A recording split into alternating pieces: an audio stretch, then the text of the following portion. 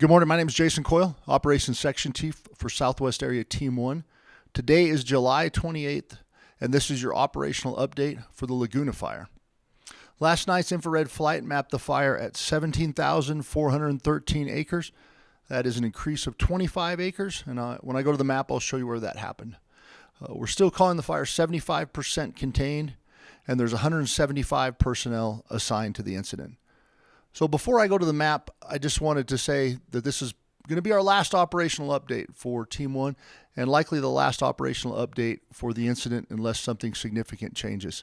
And we'll see if I'm right this time. I said that a couple days ago, but that is currently the plan. So with that, we'll go to the map.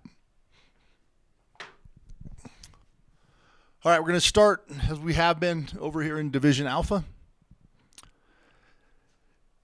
If you look at I did something today to kind of help illustrate where the activity was, and the green circle you see is the current areas of these are moderate heat, and the blue circle is yesterday. So as you can see, the area of not intense heat but what we'd call moderate heat on the infrared flight is a little bit diminished as the fire is continuing to consume in there and continues to lessen the likelihood that it's going to threaten the line. The blue pins are where isolated heat was yesterday, the day before yesterday, beg your pardon, and the red pins are where isolated heat was today. So I did that because it helps us in operations to see where anything may be picking up on the interior or areas where the fire intensity may be diminishing and the threat to the line is less likely. So overall, in the majority of Division Alpha, those lines are moving further away from the edge, making it less likely that any of that fire is going to get out. And again, this is a big, huge rock cliff, so we have minimal concerns about that. Our primary concern is this area where the dozer line, which is marked by those X's, and then a hand line, which is nothing other than about a 30-inch wide trail, go up and tie into that natural barrier. So that's why we've been paying particular attention to this corner.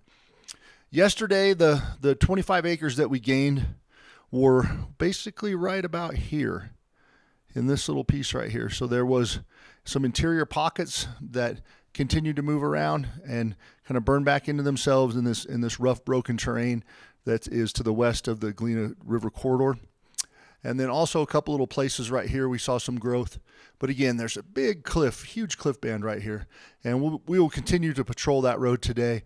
But looking at this from using UASs, so drones, and from helicopters, and from aerial imagery, we didn't see any place here that it looks like there could potentially be a threat to the line. All right, we'll move around the fire a little bit. Down here to the Galena Ranch area. And here's the Galena Ranch. And this is the fire activity, or this is the fire's edge above it to the south of it. This green is from yesterday. And then you see the blue dots from yesterday. And just from today, a few red dots well interior. So isolated heat well interior, nothing that is presenting a threat to the line, no growth outside of the line. And that's significant because we still have all the structure protection equipment in here around the Galena Ranch. At 1000 today, we're going to evaluate the need to leave that in place for the Type 4 incident management team that's coming in behind us. And based on that evaluation, we will either pull it or we'll leave it in place. Right now, all indicators are that we'll likely be pulling that equipment out of there because the threat to the ranch is all but eliminated.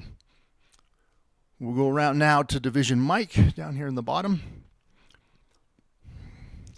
All right, so the very bottom of the map down here is that wet line, that area where we have created a line through fuel, tied it into a natural barrier. So unlike every place else along where the fire's edge is, there's not a natural barrier here. This is just our work with helicopters to create a line to prevent the fire from moving further west and into the headwaters of the La Presa drainage. And again, the activity has moved further away from that edge, and the areas of heat have moved further away from that edge, which is a big win. And there's also less heat on the two areas of concern that we had identified earlier, what we're calling the ramp, just because it looks like a big ramp on the train that goes down and could get across the drainage.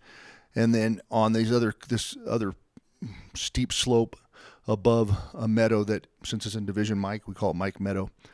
But yeah, if you look at the blue dots and then the red dots, you can see that the fire activity has has diminished, fewer dots, if you will, and for the most part, they have moved well interior, and the areas of isolated heat has also moved interior, and there is no growth outside of the perimeter. So the plan for today is that we will continue to patrol and monitor in Division Alpha, get up on those high points, make sure that any activity that we observe is well interior.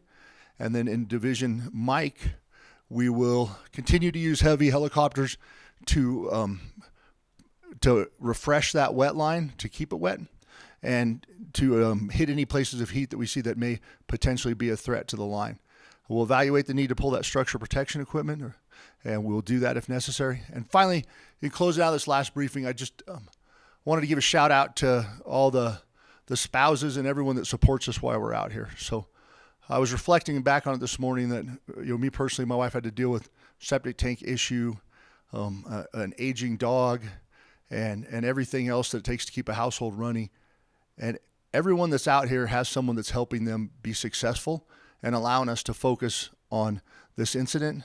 And I know we all appreciate them, and hopefully when we get back, we'll be able to pick up some of the slack. So with that, that ends the last operational update. Thank you.